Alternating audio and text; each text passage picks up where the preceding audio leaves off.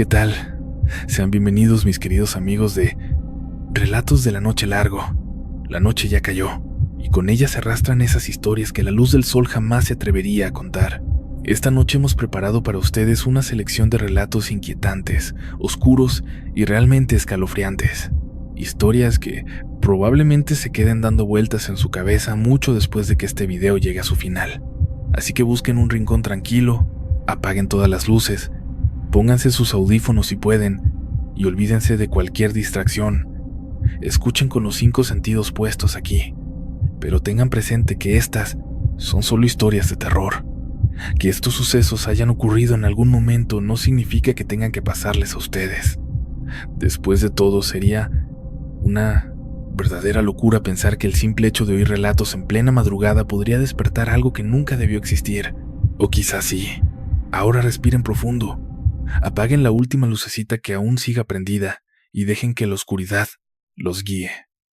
Sean todos bienvenidos una vez más a Relatos de la Noche Largo, el espacio donde cada historia abre una puerta hacia secretos que, tal vez, la humanidad nunca debió descubrir. Y ahora, que arranque la primera historia. Cuando pensé que ya lo había escuchado todo sobre amarres, me hicieron llegar la historia de Valeria. Una suscriptora me cuenta que hace unos 10 o 15 años, cuando ella andaba en la preparatoria por ahí de la mitad de la carrera, tenía una amiga llamada Valeria. Y esta amiga tenía sus cosas, era muy peculiar. Para empezar, físicamente era una mujer muy atractiva, sobre todo su piel. La tenía como de terciopelo, blanquísima y aparte llena de pecas. Su cabello tenía unos tonos cobrizos rojizos, y no era tinte, era su color natural. Además, sus facciones eran sumamente finas y marcadas. Valeria era una chica muy guapa, de buen cuerpo. Medía más o menos 1,50 m y tenía una voz que se te quedaba grabada, una voz angelical, muy bonita. El problema de Valeria era, irónicamente, su propia belleza, porque otra de sus características era que era una persona demasiado insegura. No le gustaba socializar, siempre se mantenía al margen de todos, y su físico provocaba que tanto hombres como mujeres la estuvieran buscando hacía que hombres y mujeres no le quitaran la vista de encima. Todo el tiempo había alguien intentando coquetearle o tirándole la onda, o al menos así lo percibía ella. Bueno, todos menos nuestra suscriptora. Ella confiesa que en ese entonces estaba pasando por una etapa de lo peor. Odiaba a todo el mundo, estaba hasta la madre de la gente y con ganas de mandar todo al carajo. Lo último que buscaba eran amigos. Fue allí cuando observó a Valeria. Un día, mientras estaba en clase, vio cómo desfilaba un montón de gente para darle algún detalle, buscarle conversación o intentar ligársela. Así que se acercó y le susurró al oído: «Neta, ¿no te aburre y te da hueva tanta gente?» Valeria soltó una carcajada, pero ella insistió: «No es broma, es que me desesperas. Solo de verte me desesperas». A partir de ese momento, nació una gran amistad. Por primera vez, Valeria no tenía a una fanática más, y esta chica encontró a alguien con quien soltar todos sus arranques de ira, su coraje y sus opiniones más fuertes y desagradables. Y te repito, más allá de lo que yo piense, así es como ella se describe. Mientras estrechaban su amistad, Selena le confesó que cargaba con ese problema desde hace 2 años. Antes de eso, nadie la pelaba, pero en los últimos 2 años, su cuerpo cambió radicalmente. Dio el estirón porque era muy bajita y llenita, y al crecer, sus facciones se le definieron tanto que, bueno, ya sabes, se volvió físicamente muy atractiva. El punto es que a Valeria eso no la hacía feliz. Al contrario, le hartaba a la gente. Ella ni siquiera tenía planeado tener novio, novia o pareja. Solo quería vivir sus días en paz. No era una chica con grandes ambiciones, no buscaba comerse al mundo ni llegar muy lejos. Nada de eso le interesaba en ese momento de su vida. Pero de algo estaba segura. Quería estar sola. No soportaba que la llenaran de halagos, que llegara gente a decirle: «Ay, qué guapa te ves, qué ojos tan bonitos, qué forma de hablar tan linda». Eso la sacaba de quicio. Por eso, nuestra suscriptora se quedó en shock cuando, unos 6 meses o quizá al año de conocerse, llegó a clase y le enseñó la foto de un tipo que, como bien dice nuestra suscriptora, Estaba horrible. Ese sujeto parecía más un espanto que una persona. Valeria me enseñó la foto y me preguntó, ¿verdad que está hermoso? Yo me le quedé viendo con cara de, ¿estás ciega o qué te pasa? Volví a ver la imagen y le solté, ¿en serio te gusta eso? Y fue la primera vez, narrador, que reaccionó mal a mis comentarios. Valeria se puso roja, pero de coraje. Parecía un ogro. Me miró con unos ojos llenos de odio y rabia, que lo único que pude hacer fue soltar una carcajada monumental. Me estaba riendo a carcajadas. Entonces volví a ver la foto y le dije, ay no, perdón, no quise hablar mal de tu pedazo de basura, no quise insultar a tu esperpento, a esa cosa tirada. Y ella, narrador, empezó a rechinar los dientes. Yo no podía parar de reírme. Creo que ese ha sido uno de los días que más me he reído en toda mi vida. Pobrecita Selena, estaba que echaba chispas. Nada más me agarró de la mano con eso. Te juro que ese día ha sido de los que más me he carcajeado en toda mi vida. Pobrecita de la Selena. Traía un coraje que no podía con él. Nada más me tomó de la mano. Me apretó fuertísimo, me dejó los moretones marcados en la muñeca. Le dije, ya, Helen, no sabía que fueras así. Y me soltó, pero se puso el doble de furiosa. Es que yo soy así, ¿sabes? Yo no la estaba atacando a ella. Bueno, a su cosa es así, más o menos, pero a ella no. La verdad es que ella me caía bien. Pero bueno, yo me fui muerta, de risa, acordándome de las caras que ponía, de cómo le crujía todo el cuerpo y de cómo se tensaba de esa forma tan rara. No, cállate, narrador. Esa tarde me puse a pensar mil apodos para su novio, desde el tío Cosa, el espantapájaros, el tipo de la esquina, la pesadilla, hasta el hermoso, pero en sentido figurado, claro. Y estuve ahí dándole vueltas a todos los apodos que se me ocurrían.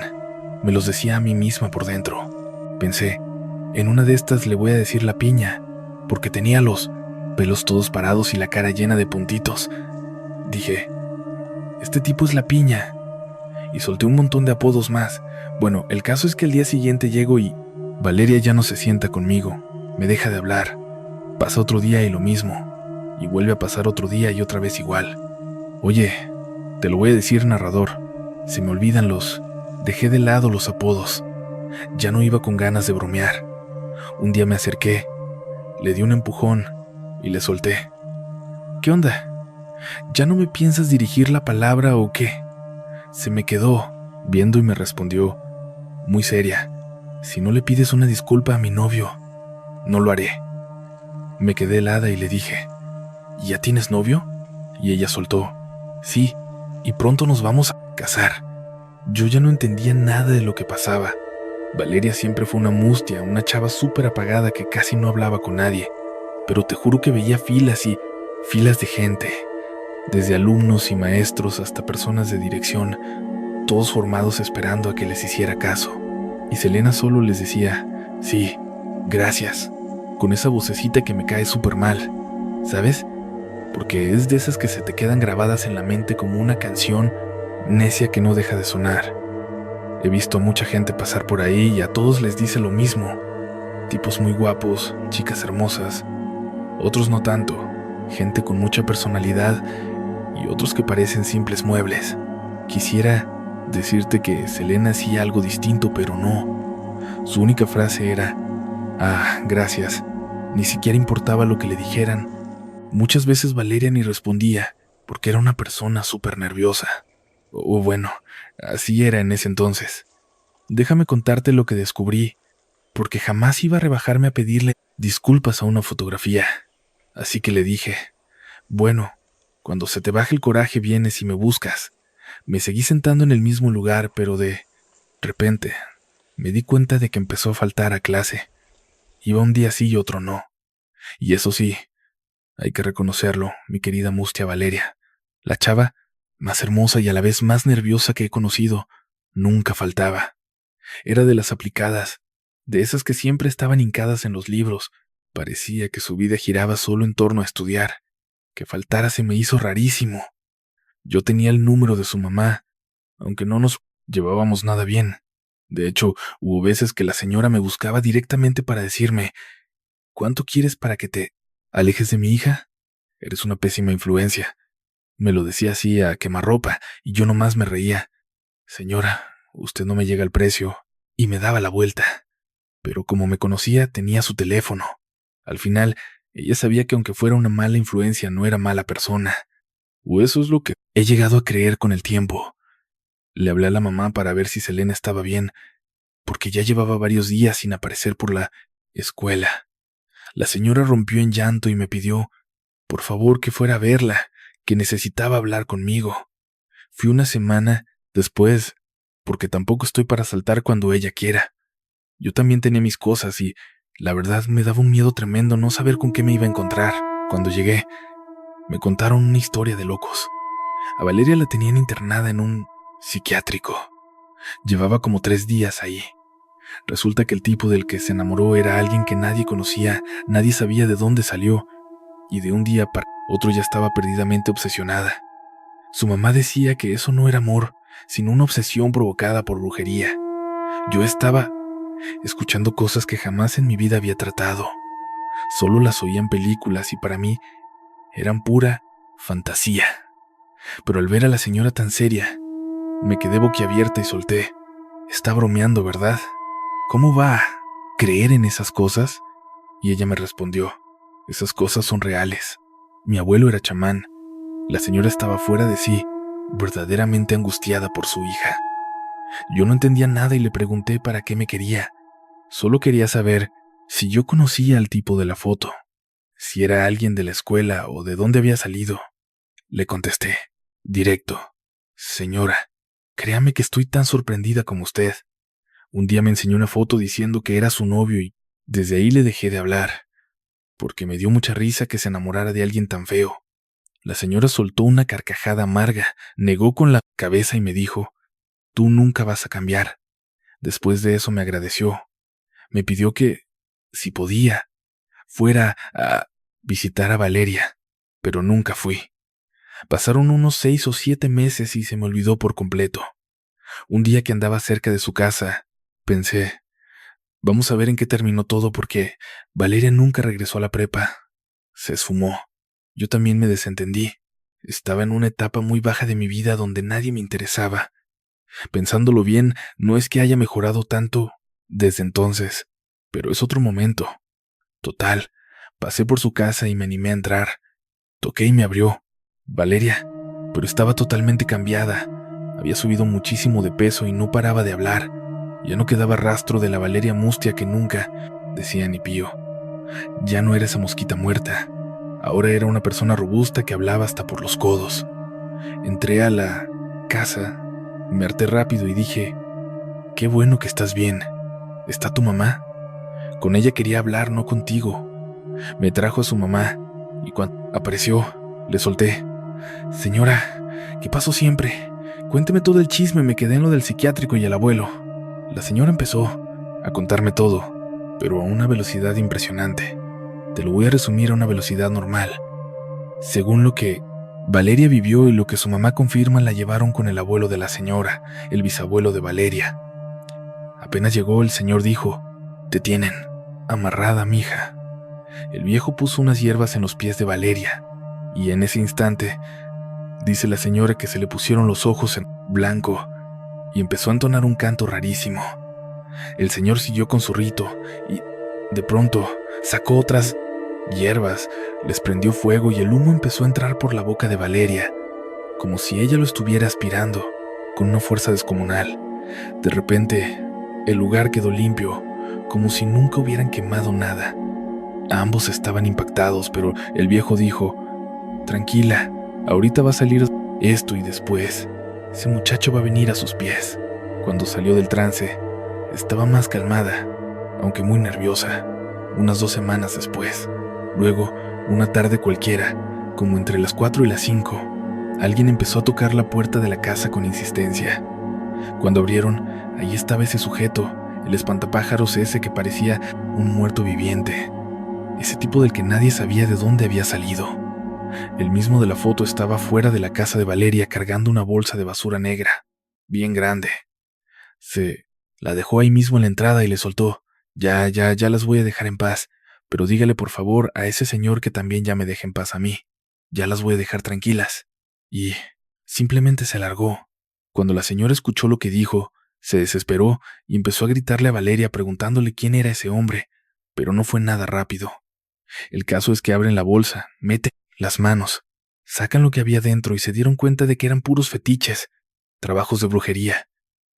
Había un líquido extraño y al abrirla, soltó como un vapor o una especie de humo, como si fueran esporas. Algo le alcanzó a dar directo en la cara.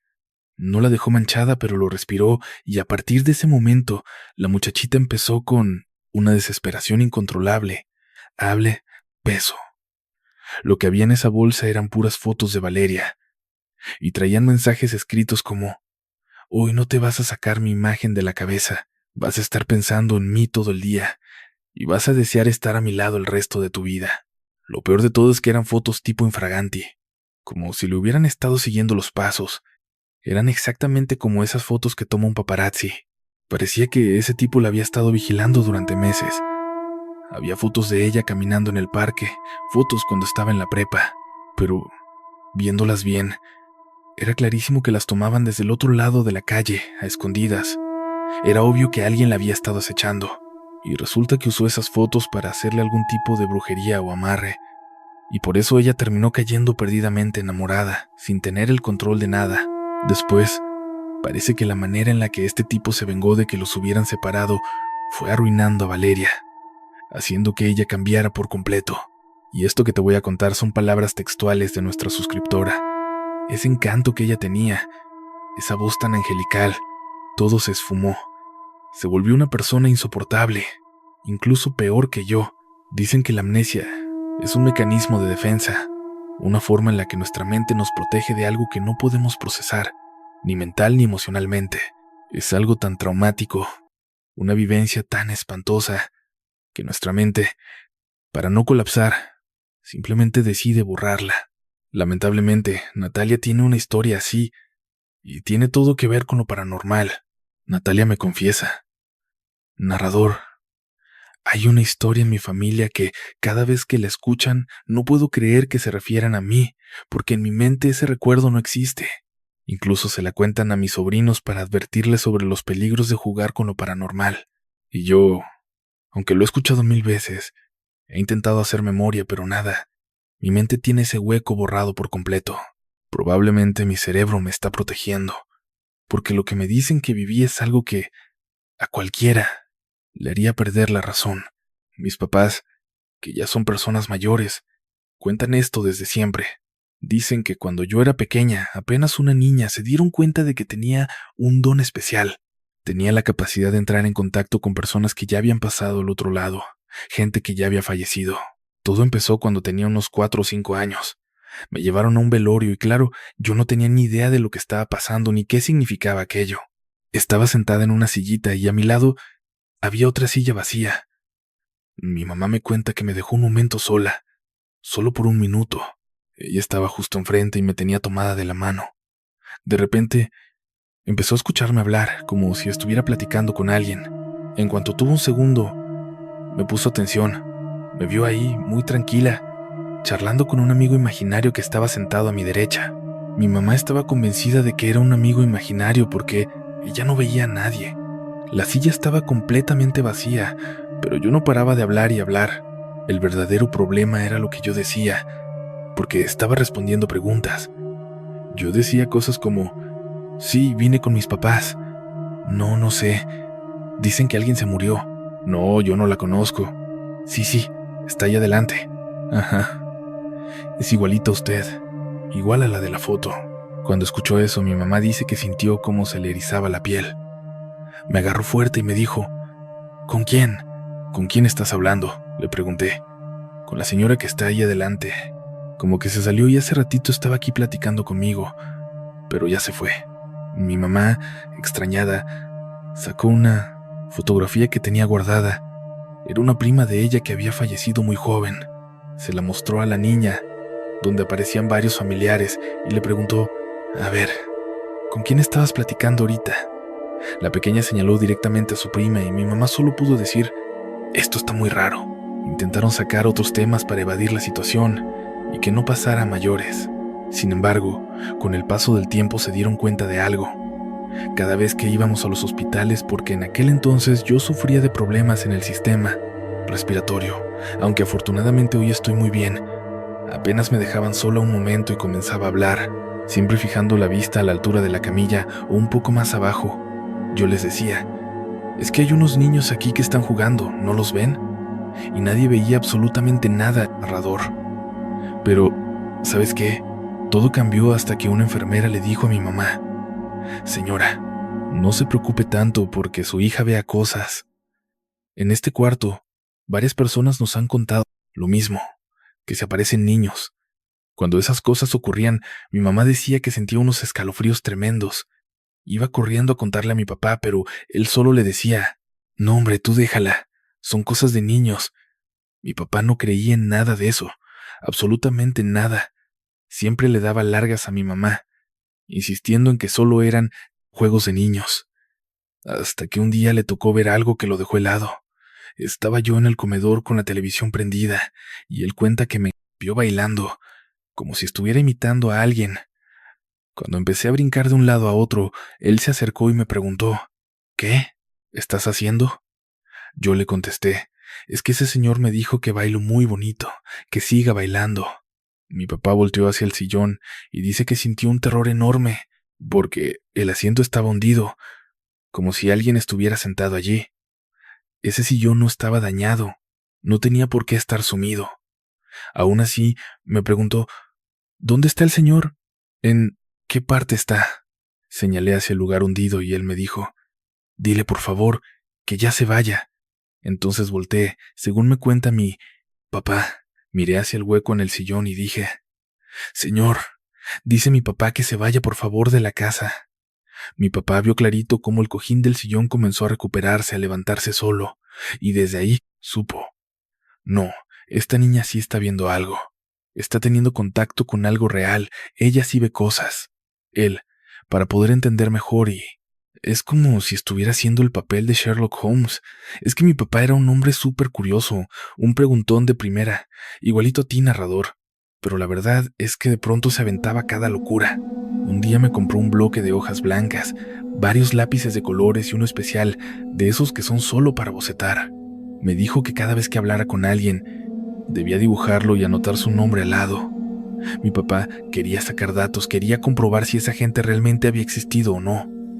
Él mismo cuenta que esas eran sus obsesiones y por eso me pedía que los retratara. Pero la cosa se puso tensa, narrador.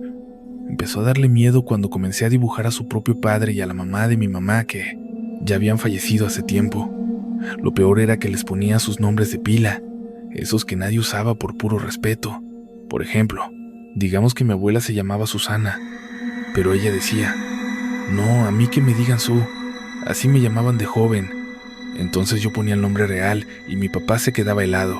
¿Cómo sabes eso, niña?, me preguntaba, y cuando le soltaba, vino aquí el señor Tete. Él se ponía tenso. ¿Cuál señor Tete? ¿Sabes quién es? Le dije que él me pidió que te dijera que se llama Gaspar, pero que sus amigos le decían Tete. El hombre se puso pálido, narrador, porque resulta que ese era el apodo de su papá y solo sus amigos cercanos lo llamaban así.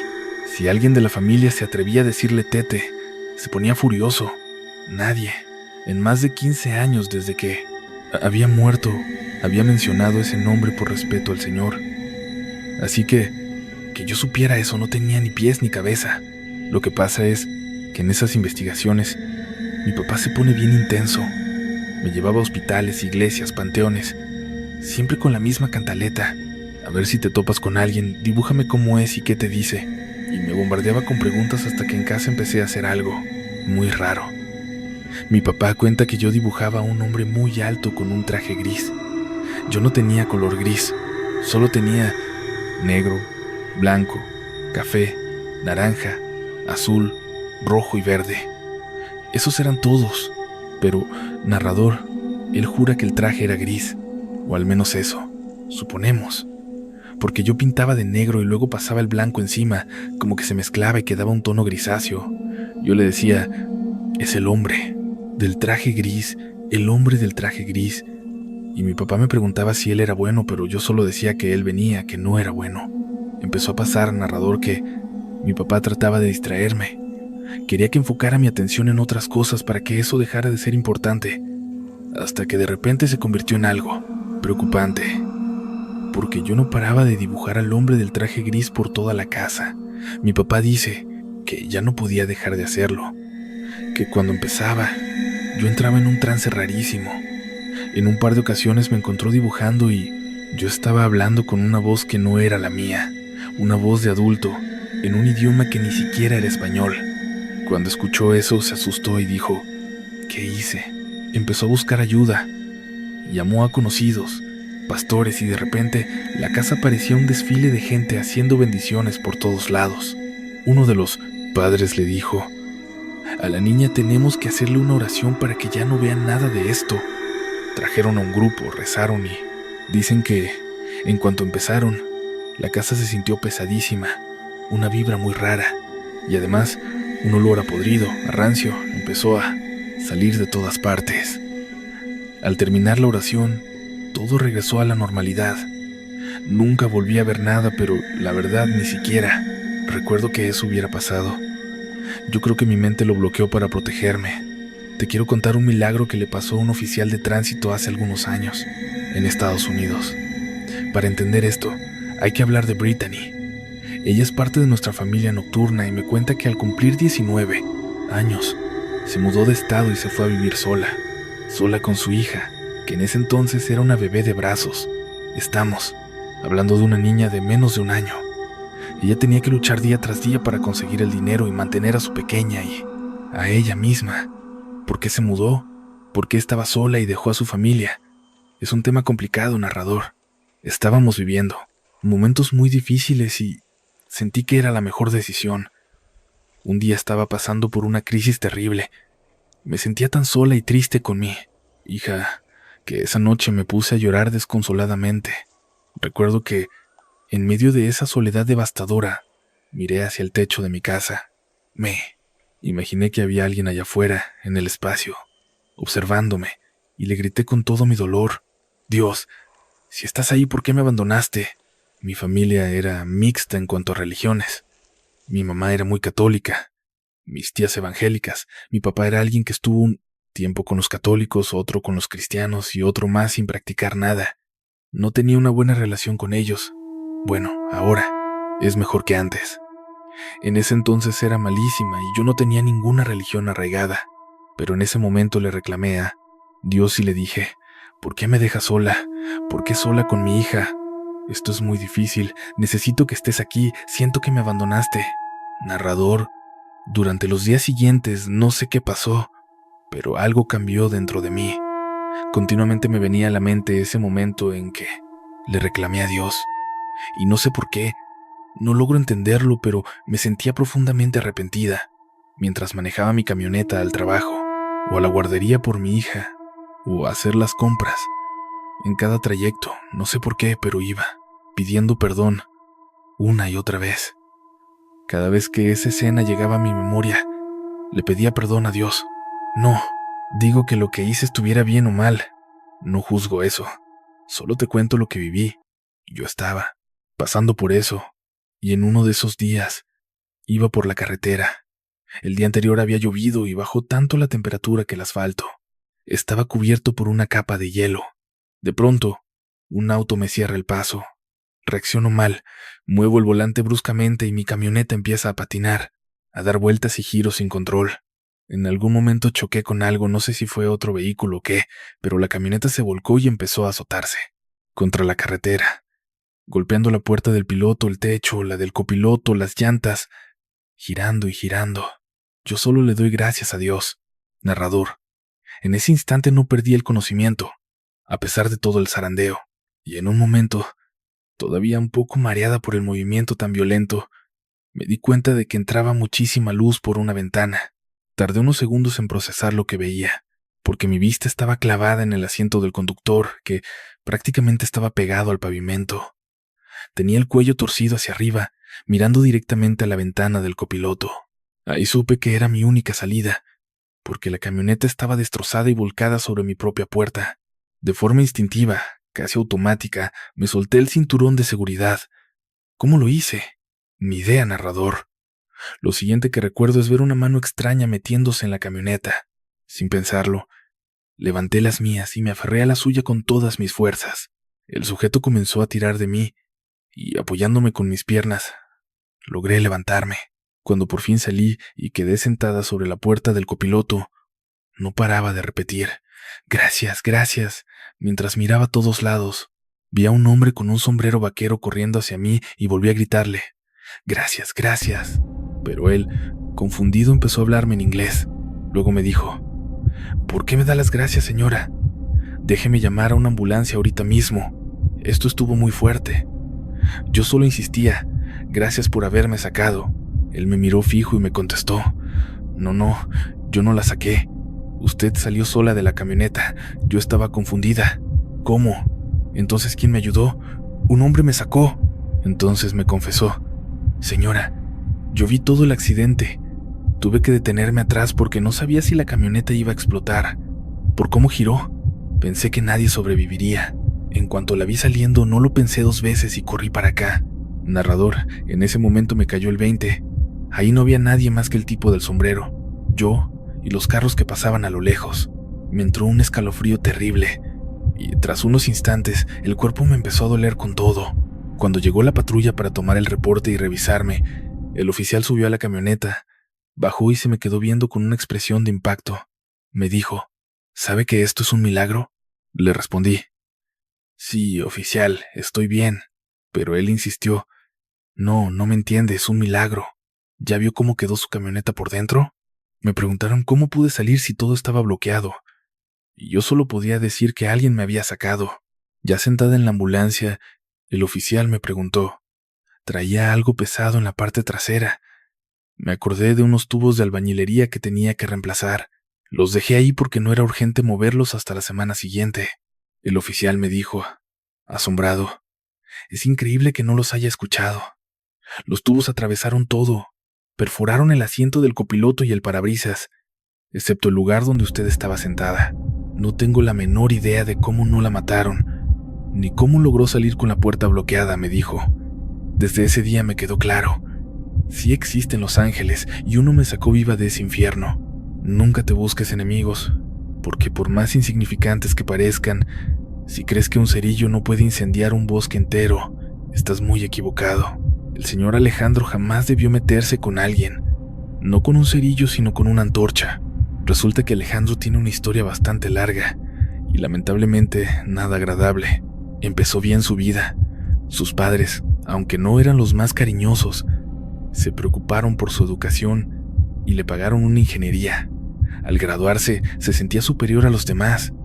En lugar de buscar un empleo convencional, se lanzó al emprendimiento. Compró terrenos en una zona agrícola para un proyecto de cultivo que él mismo quería desarrollar. Las cosas le salieron muy mal.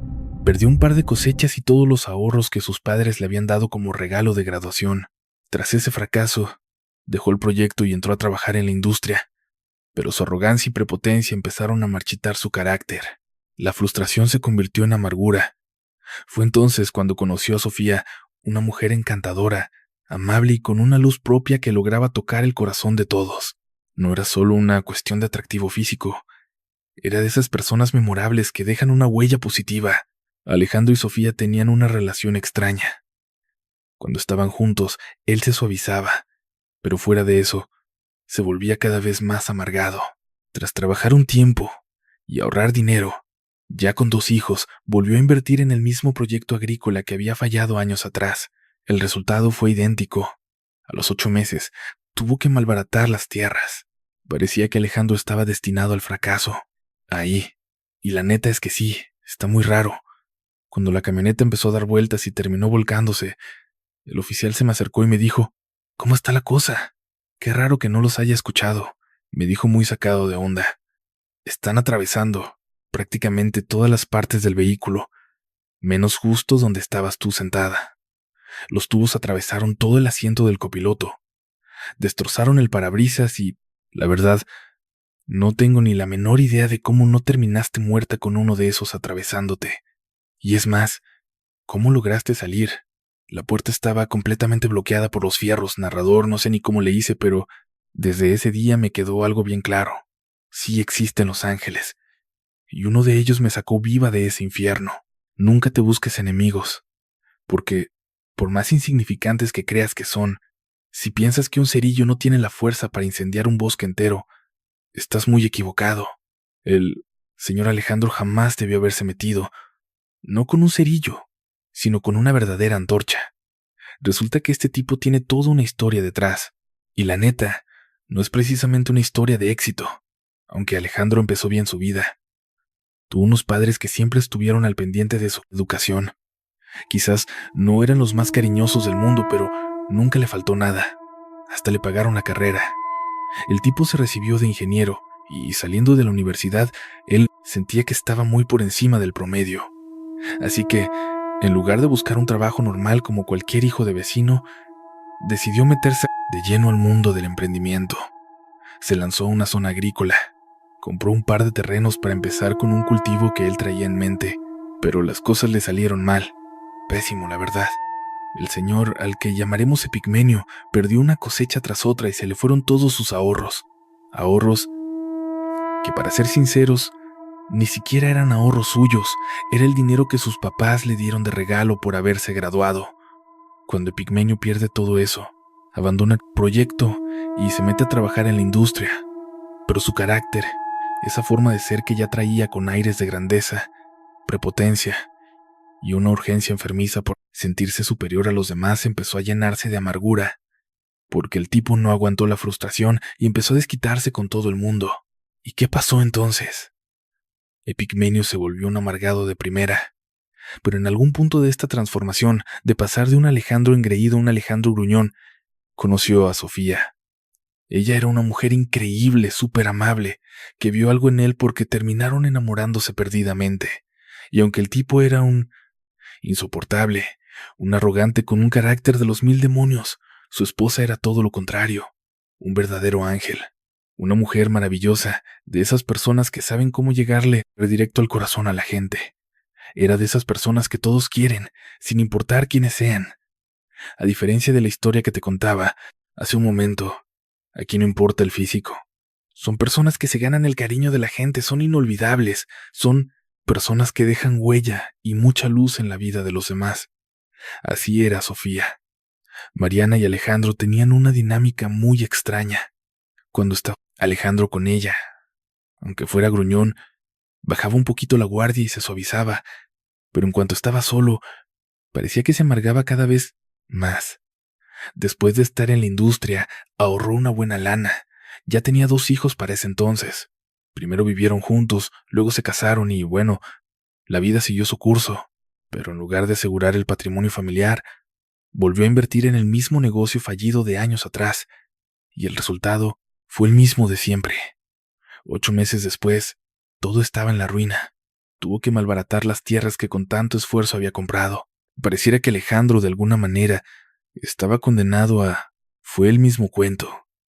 Después de 8 meses, la situación estaba de la patada. Tuvo que malbaratar las tierras que había comprado. Pareciera que Alejandro, como si hubiera escarmentado de eso, otro gallo le cantaría. Pero desafortunadamente le tocó cargar con las consecuencias. Ya no era como antes. Ahora la frustración y el coraje le hervían por dentro, al doble. Era un tipo insoportable. Y la relación que tenía con Mariana para ese entonces era un verdadero caos. Y no era por ella, porque Mariana era un ángel. Era por él, por ese sujeto violento que se refugió en el alcohol. Era un hombre a quien las frustraciones del día a día lo estaban consumiendo tanto, que llegó a un punto crítico. Se presentó a trabajar borracho en la nueva empresa donde estaba y, obviamente, lo corrieron. Después de eso, pasó algo extraño. Parece que se corrió la voz en su ciudad. Como no había tantas industrias en aquel entonces, el chisme voló y al final terminó sin poder conseguir nada. Vivía de trabajos temporales. Los papás de Alejandro lo apoyaban con algo y Sofía empezó a trabajar durísimo. Ella sacó adelante su propio negocio y eso hizo que a Epigmenio le ardiera más la vida. ¿Por qué a mi esposa, que no está tan preparada como yo, que no es tan inteligente ni tan capaz, le está yendo bien? Se preguntaba por qué a él, que se sentía un genio, las cosas le salían tan mal. ¿Por qué carajos no me funcionan las cosas a mí? Tiene que ser culpa de ella. Seguro está haciendo algo para echarme la sal. Debe estar confabulando algo contra mí. La mente de Epigmenio ya se estaba retorciendo sola. Empezó a ver muros con tranchetes. Veía amenazas donde no las había. Veía demonios, brujas y fantasmas en todas partes, incluso donde había amigos intentando darle la mano. Para Epigmenio, todos eran enemigos. Veía gente queriendo hacerle daño, envidiándolo o tratando de robarle sus ideas. Pensaba que a los demás les iba bien de manera injusta. Si a él no le sonreía la suerte, nadie más tenía derecho a estar bien. Eso, para él, estaba mal. Con ese pensamiento, se fue amargando y descomponiendo. Ya no importaba lo que pasara. Él necesitaba que los demás estuvieran mal, sin importar lo absurdo de sus ideas o lo evidente de sus errores. Todo se fue retorciendo y degradando. Y esto es peligrosísimo porque, ¿se acuerdan que les he dicho que uno se acostumbra a todo? Pues él se acostumbró a esa amargura. Vivía refugiado en el trago, sin un trabajo estable.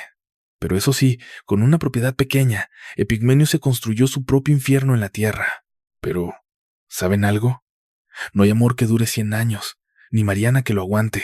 Mariana, ya harta de las actitudes de este hombre y de intentar ayudarlo por todas partes, se dio cuenta de que ella también empezaba a amargarse. Ese día dijo, hasta aquí, yo no quiero echar a perder mi vida. Si él quería hundirse, que lo hiciera solo. Y Mariana se largó de ahí con sus hijos. Para entonces, los hijos ya no eran ningunos niños. Habían pasado muchos años. Alejandro, por su parte, ya estaba muy marcado por todo esto. Ya no podías hablar con él de manera coherente, porque soltaba tantas ideas locas que te quedabas pensando, ¿cómo es que esta persona está tan paranoica?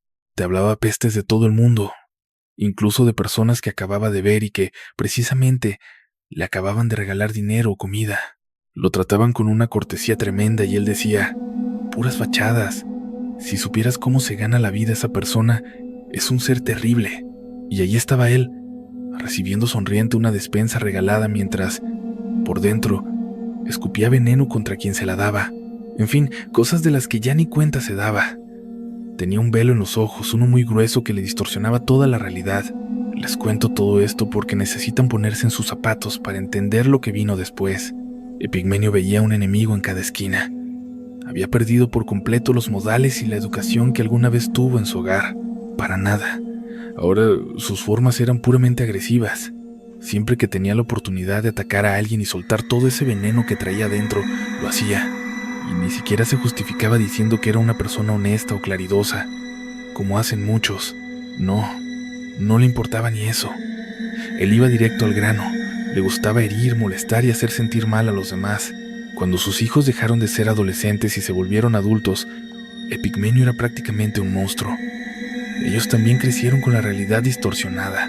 Cuando vives dentro de un árbol que se está pudriendo, terminas identificando ese olor como parte de tu vida cotidiana. A veces ya no puedes distinguir lo que está podrido de lo que no. Para ti, simplemente así es el hogar.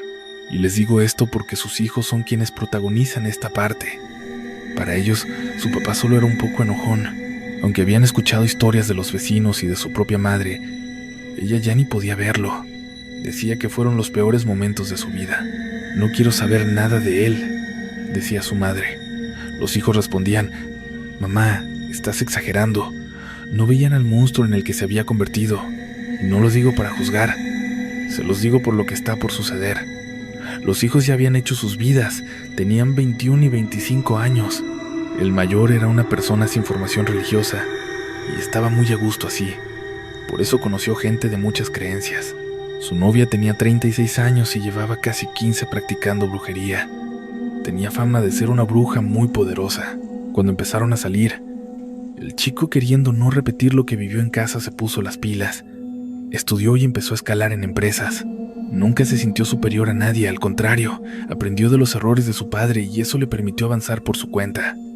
Mientras su papá invertía en tonterías que no venían al caso, él ahorraba e invertía con inteligencia. Lamentablemente, los errores de Epigmenio fueron su mejor escuela de qué no hacer. Este chico salía con la bruja, y desde que empezaron a andar, ella empezó a ver otro mundo y a cambiarle la vida. De lo que no se debe hacer, y pues lo aprovechó. Este chavo anda saliendo con la bruja y, desde que empezó a andar con ella, la mujer ve la vida de otro color. Le cambió el panorama y ella lo dice tal cual. Él me sacó de la oscuridad. Y no lo dice por la brujería, sino por lo hundida que estaba su vida antes. Ella se dedicaba a puras cosas pesadas, trabajos relacionados con magia negra, con hacerle daño a la gente. Pero desde que se conocieron y se enamoraron, empezaron a salir y a formalizar, creando una conexión bien profunda. Ella empezó a soltar todo ese mundo oscuro porque se sentía en paz a su lado. Él le confesaba: es que mi jefa nunca pudo dejar de trabajar, jamás. Y hoy por hoy no le puedes pedir que lo deje, porque no confía, no le cree a nadie. Siente que en cualquier momento le van a exigir que trabaje y trabaje 10 veces más de lo que ya está acostumbrada. Por eso no para. Mamá quedó muy dañada. Yo no quiero eso para ti, por favor. Nunca dejes de trabajar, pero busca cosas ligeras. Yo me encargo de los gastos. Y desde entonces nunca les faltó nada. Aunque se decían novios, ya vivían juntos desde hacía un par de años. Llevaban una relación bien bonita, súper unida, llena de cariño y mucho respeto. La otra hermana, la de 21 años, vivía su vida de una forma, digamos, sin tantos frenos. En su casa le tocó ser la chiquita, en medio de todo ese desmadre de un papá que se refugiaba en el alcohol y una mamá que no paraba de trabajar nunca, y donde siempre había broncas. Ella descubrió que fuera de su casa era mucho más feliz, así que se la vivía viajando, conociendo gente, saltaba de novio en novio porque así se sentía a gusto, y nadie le decía nada porque nadie se enteraba. Ella tenía su mundo, y los demás no tenían por qué meterse ni andar opinando. Era súper reservada, tenía sus cosas y sus secretos, pero todo iba bien. Cuando el hijo empezó a llevar a su novia a la casa del señor, Alejandro se dieron cuenta de que ese señor ya cargaba con un montón de problemas. Se ponía bien agresivo con los dos. La novia, la chica que había estado metida en la brujería, siempre le decía al terminar las visitas: no te agüites, entiendo perfecto por lo que está pasando tu papá. Yo también estuve ahí, pero no era la misma historia. Ella, con toda la comprensión del mundo, trataba de que su pareja, su compañero, no se encendiera contra su papá. Le decía: ten paciencia, ten paciencia. En algún momento va a cambiar. Y él le respondía: es que no puedo permitir que te trate así. Y ya van 2 o 3 veces que dice que no está feliz. No se siente a gusto. Las cosas se van complicando y llega un punto en que, por un proyecto y una situación de salud del señor Epigmenio, los hijos tienen que ir a verlo seguido. Total, que un día la exbruja va a visitar al señor Epigmenio porque le va a echar la mano a la hermana de su novio para hacer un pendiente ahí en la casa del señor. Algo bueno en su vida, que me laven bien la ropa, que quede impecable y que no se me arruguen ni un poquito. La bruja se le quedó viendo fijamente y soltó una carcajada, soltándole: oiga, señor Pigmenio, discúlpeme, pero yo vine aquí a echarle la mano, no a que me venga a tratar como esclava. Al escuchar eso, a don Pigmenio le cambió la cara por completo. Se puso como loco. Se le fue encima y le soltó un... Ella, que había practicado brujería, se le acercó y notó de inmediato que su padre apestaba a alcohol. Entonces le dijo: papá, ¿tomaste? Ya, tranquilo, relájate, no pasa nada. Pero él respondió hecho una furia: a mí ninguna mujer me va a venir a dar órdenes ni a decirme qué hacer. Son igualitas a esa vieja que me dejó. Pocas mujeres. Ustedes no tienen nada de mujeres. Aquí nada más vinieron a servirme. En cuanto dijo eso, la chica que sabía de brujería, Cesol, se puso a reír, pero en ese instante el tipo le soltó un agarrón en el cuello. Al ver eso, su hija se desesperó, y en un ataque de pánico se le prendió del brazo con las 2 manos. Pero es que estamos hablando... ¿de qué? Pues, mira, no sé qué idea te habrás hecho del tal señor Alejandro. Ese tipo es un animal. Mide 1,97 centímetros y pesa casi 116 kilos. Es una mole, pura fuerza bruta. Cuando le pone la mano encima y la hija lo intenta frenar agarrándolo del brazo, a él ni le hace cosquillas. Es como si estuviera cargando una simple pluma o un cojín, porque el tipo casi levanta la otra del suelo sin esfuerzo. Ahí es cuando la hija aprovecha y le suelta una patada justo donde más le duele, haciendo se fueron alejando, mientras la bruja le soltaba una advertencia escalofriante: no te atrevas a ponerme una mano encima nunca más. Nunca. Esta fue la primera y la última vez que lo hiciste. No me vuelvas a tocar. Y en cuanto a Pigmenio, Recupera el aire poco a poco. Se endereza con fuerza y se lanza contra la mujer con una rapidez que nadie veía venir. Sin pensarlo, le planta 2 bofetadas en plena cara. En ese instante la mujer se puso pero tan furiosa, que ya te imaginarás quién fue la que nos envió el relato, ¿no? Pues fue su propia hija, la que estaba ahí presente. Y es que ella cuenta que lo que presenció es algo que simplemente no se puede borrar de su mente. Los ojos de esa mujer, lejos de ponerse rojos o inyectados en sangre, cambiaron por completo un color negro absoluto en un parpadeo. Empezó a decir cosas en una lengua rarísima, inentendible, y de repente el señor Alejandro se desplomó al suelo y comenzó a convulsionarse de una forma terrible. Ella, ahí parada, no dejaba de mirarlo desde arriba. Seguía soltando esas palabras extrañas mientras él gritaba de puro dolor, y ella, con una sonrisa helada en el rostro, no se detenía, mientras el pobre hombre se retorcía sin parar. Entonces la chica a la que nos escribió, la hija de don Alejandro, se le acercó y, desesperada, le suplicó: por favor, ya suéltalo, es mi papá. Y dice que, justo en ese momento, la mirada de la mujer volvió a la normalidad. Lo vio fijo y le soltó un «discúlpame». Después volteó hacia el señor Epigmenio y le advirtió con voz firme: no te vuelvas a atrever a ponerle una mano encima ni a mí, ni a nadie más. Y simplemente se fue. Al salir, empezó a llorar desconsoladamente. Fue como un arrebato, un ataque de furia que no pudo frenar, algo que se le salió de las manos por tanto coraje, por los golpes, por todo lo que le acababa de hacer ese tipo. Pero desde ahí, su vida cambió para siempre. Ya no es la misma de antes. Estando ya afuera, la chica que nos mandó la historia se puso a hablar con su cuñada. Le reclamó que lo que hizo su papá estuvo muy mal. Total, tuvieron una charla fuerte. Las 2 se fueron de ahí, y lo que empezó a pasar después es algo que ya no tiene nombre ni explicación. Los hijos del señor Epigmenio están muy ofendidos. No quieren saber absolutamente nada de él. No buscan cercanía. No les interesa que se acerque, que pida algo, que los juzgue o que ande opinando. No quieren saber nada. Pero, como un mes después, todo empezó con una llamada de un vecino.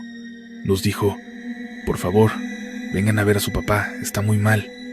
Cuando llegamos a la casa, el señor Epigmenio tenía unas ojeras tan marcadas que le ocupaban casi media cara. Se notaba a leguas que estaba sumido en un ataque de nervios. Había adelgazado muchísimo y no paraba de temblar. Parecía como si estuviera sufriendo alguna de esas enfermedades degenerativas que te quitan el control del cuerpo, pero nada que ver. Empezó a decir cosas sin sentido, balbuceando entre tantas groserías y reclamos, soltando pestes contra ellos por ser unos buenos para nada. Ahora sí que se aparecen, justo cuando ya no hay nada que hacer. Pero en medio de todo ese coraje y los insultos, el señor Alejandro le suelta la sopa. Ya no puede pegar el ojo. Dice que desde el día en que esa bruja le puso la mano encima, hay cosas que lo visitan en su casa para buscarlo. Son sombras, unas sombras que tienen más fuerza que él. Sombras que han logrado levantar la cama para azotarla contra el suelo. Sombras que le aprietan el cuello y lo empiezan a asfixiar. Y cuando él les ruega que lo suelten, solo se carcajean en su oído. Es la sombra de un niño. Cuando ese chamaco se mete a la casa es algo aterrador, porque dice que cuando el niño se le acerca demasiado, de pronto se estira, se alarga y se vuelve algo horrible, más esquelético y mucho más despiadado, porque empieza a rasguñarle todo lo que tiene a su alcance: brazos, espalda, el pecho, todo, porque se bajó la camisa y ahí estaba, todo lleno de moretones. Don Alejandro dice que ya no aguanta más, que ya está al límite. Sus hijos le piden al papá que se calme, que por favor se tranquilice. Entonces el hijo de don Alejandro busca a su novia y le dice: por favor, sé que mi papá te hizo algo terrible, pero ya deja de hacer lo que estás haciendo, esto está muy mal. Y ella, muy tranquila, le responde: yo ya no he hecho nada, lo que le hice, se lo hice ahí mismo. El problema es que me faltó al respeto de una manera imperdonable, y mis guardianes están furiosos. Ellos son los que no puedo detener. Esto que le pasa a tu papá es porque él solito se lo buscó. Un mes después, el señor Epigmenio ya no amaneció. Fernanda me contó lo que ha sido el susto más grande de su vida. Y te voy a decir una cosa: No creo que exista una sola persona en este mundo que, al pasar por lo que ella pasó, no terminara muerta de miedo. Y ahí te va el porqué. Fernanda hoy tiene 60 años, pero me platica que cuando sus hijos iban como en cuarto, quinto o sexto de primaria, porque ya no lo recuerda bien, ocurrió un evento que marcó un antes y un después, a tal grado que tuvo que darle un giro de 180 grados a su vida de la noche a la mañana. Fernanda vivía tranquilamente. En ese entonces estaba casada y tenía 2 hijos. Digamos que la mayor, Daniela, y el menor, Sebastián, estaban en sus respectivos grados, pero tenían una ventaja tremenda. Su escuela primaria estaba apenas a una cuadra de la casa. Eso le permitía a Fernanda darse ciertos privilegios, ciertos gustitos, y a veces no pasaba por ellos a la salida. Como los maestros y el señor de la puerta ya los conocían y sabían que vivían a menos de una cuadra, los dejaban salir, y los niños se iban corriendo directo a casa, todo normal, hasta que ella notó que de repente los chamacos empezaban a llegar un poco más tarde. Ella siempre los esperaba entre la 1 y la 1:15. Empezaron a llegar a la 1:30, a la 1:45, a las 2, a las 2:15. El día que llegaron a las 2:15 y ella ya estaba preocupada, sale de la casa, va al encuentro de ellos y los ve venir corriendo. Les pregunta, ¿qué pasó? Pensé que habría algún problema, algún reporte, algo con los maestros o alguna tarea que les faltó, pero no. Daniela le dice, mamá, perdón, es que tenemos unos amiguitos y nos quedamos a jugar con ellos. Y ella le contesta, oye, sí, está bien, pero no tanto. La niña le dice, es que nos invitan a que vayamos a su casa. Se ve que Sebastián le está diciendo que sí, pero al mismo tiempo hay algo en él que le genera esa corazonada, esa vista aguda que tenemos las mamás, que te hace notar cuando algo está fuera de lugar. La señora no hace nada drástico en ese momento. Les dice que no, que nada de ir a casas de desconocidos hasta que ella conozca bien a los niños y a sus papás, y que, de hecho, aunque mañana o pasado no los pueda conocer, tienen prohibido jugar con ellos hasta que ella sepa quiénes son sus familias. Bueno, la señora le cuenta a su esposo y él le dice, son niños, mujer, vivimos en una colonia donde no pasa nada, todos nos conocemos. Y ella insiste, sí, pero es que mira, se están tardando mucho y no sabemos quiénes son esos padres. El punto es que pasan los días y por una cosa u otra los niños siguen sin llegar temprano. Los niños son niños y no siempre siguen las instrucciones de mamá, aunque se las repita 100 veces. Estos en especial sí son muy bien portados y ahí es donde a Fernanda le empieza a hacer ruido la situación. Ella se permitía no ir por ellos porque son niños buenos, que no causan problemas. Al contrario, siempre traen sus medallitas. Los maestros los felicitan, la directora los tiene en muy buena estima y todo el mundo conoce a su familia. Por eso, el tema de que llegaran tarde le empezaba a calar. La carita o el gesto que vio en su hijo aquel día que los regañó, cuando él dijo muy emocionado, sí, son nuevos amigos, le dejó una espinita clavada. Ahora ya son varios días, llegando a las 2:15, 2:30, 2:45. Y lo peor, llegan todos, sucios, se ven agotados. Llega un momento en que la mamá los agarra recién llegados y les suelta. A ver, ¿dónde está la casa de esos niños? Vamos ahorita a conocerlos. Y ellos dicen, sí, mamá. De hecho, hoy nos invitaron a pasar y nos tuvimos que aguantar. Nos tuvimos que aguantar, porque queríamos entrar, pero recordamos que nos dijiste que no hasta que conocieras a sus papás. Y los otros se enojaron. Nos dijeron que no íbamos a conocer a sus papás, que porque los abandonaron. Y cuando me dijeron eso, narrador, no, hombre, cambié mi postura. Me salió todo el instinto protector. Abracé a mis 2 hijos. Sentí mucha tristeza, pero al mismo tiempo un coraje tremendo. Ya no sabía si estaba enojada con ellos o con los niños. Les dije, vámonos ya a la casa de esos señores. Los quiero conocer. ¿Cómo que están? ¿Viviendo solos? ¿Cómo que los abandonaron? Y me voy caminando con ellos. Mi niña, Daniela, me dice atrás, mamá, espérate, qué vergüenza. Yo los voy jalando a los dos. Camine, y les digo, ¿dónde? ¿Dónde? Y me señalan. Cuando me señala el lugar, narrador, no, La sangre se me fue a los pies, a los pies. Me señaló una casa en construcción, una casa donde no vive absolutamente nadie. Esa casa tiene años, años en obra gris. Tiene afuera unos letreros de precaución que dicen que no entres, que es un lugar peligroso. Hay una malla alrededor y la casa, aunque esté en obra gris, tiene ventanas y puerta. Pero estamos hablando de algo que tiene muchísimo. Esa casa tiene años sola. Nadie vive ahí. No hay luz, no hay ni un alma, y lo sabemos perfectamente porque conocemos a los dueños desde que empezaron a construirla. La verdad, al señor le fue muy mal. No pudo terminarla y quiso venderla, pero nadie quiso comprarla. Luego el pobre hombre se enfermó y se mudaron a otra ciudad, así que la casa se quedó ahí, abandonada por años. Cuando me la señalaron, me quedé helada. Pensé, no, Dios mío, se los están queriendo llevar y yo ni en cuenta. Me dio una rabia conmigo misma, narrador. Me dieron ganas de darme de bofetadas y decirme, ¿qué clase de madre eres? Me sentí fatal, arrepentida de no haber estado atenta. Continuación de la emoción anterior. Me sentí tan mal, tan arrepentida, que agarré a mis hijos y les solté. A ver, escúchenme, ahí no vive nadie. ¿Dónde están esos supuestos amiguitos? Y Daniela se me queda viendo y me dice, ay, mamá, pues ahí, al lado de la puerta. Continuación de la narración. De hecho, mira, nos está diciendo que pasemos y nos va a abrir. Volteé a ver la casa, narrador, y juro que vi cómo la puerta se empezaba a abrir sola, y no había nadie. Me quedé helada del susto. Le dije, Daniela, por favor, dile a tu amiguita que hasta que conozcamos a sus papás, vamos a venir a visitarla. Mientras no. Continuación de la narración. Y en cuanto dije eso, Daniela volteó y me soltó.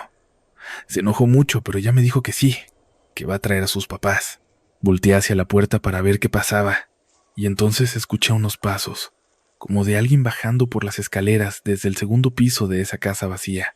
Continuación de la narración pensé, ni loca, yo no quiero conocer a los papás de estos fantasmas. Agarré a mis hijos, me regresé a la casa y lo primero que hice fue llamar a mi marido. Nos vamos a casa de mi mamá por una semana. Él, muy confundido, me decía, espérate, mujer. Pero si los niños no dicen nada, no te alteres. Continuación de la narración total que, a las 8 de la noche, mi esposo llegó a casa de mi suegra, todo desubicado, preguntando qué pasaba. Yo estaba hecho un mar de llanto, y me tomó como 2 horas explicarle. Amor, nuestros hijos tienen amigos fantasmas o algo peor. Estaban en la casa abandonada. Continuación de la narración. Cuando terminé de contarle todo, mi esposo estaba tan pálido que hasta me dio miedo de que se me hubiera muerto ahí mismo y yo ni cuenta me había dado. Y así, con esta historia, queridos amigos que nos acompañan en Relatos de la Noche Largo en esta noche tan oscura, hemos llegado al final de nuestro viaje de hoy. Espero que los relatos de esta noche les hayan regalado esos momentos de misterio, escalofríos y emoción que tanto buscan. Ahora es momento de apagar la luz, soltar todas las preocupaciones, cerrar los ojos y entregarse a un sueño profundo. Muchas gracias por acompañar a Relatos de la Noche Largo una vez más. Nos volveremos a ver mañana por la noche, cuando la oscuridad regrese y nuevas historias llenas de misterio estén esperando para ser contadas. Les deseo una noche tranquila y que duerman muy bien.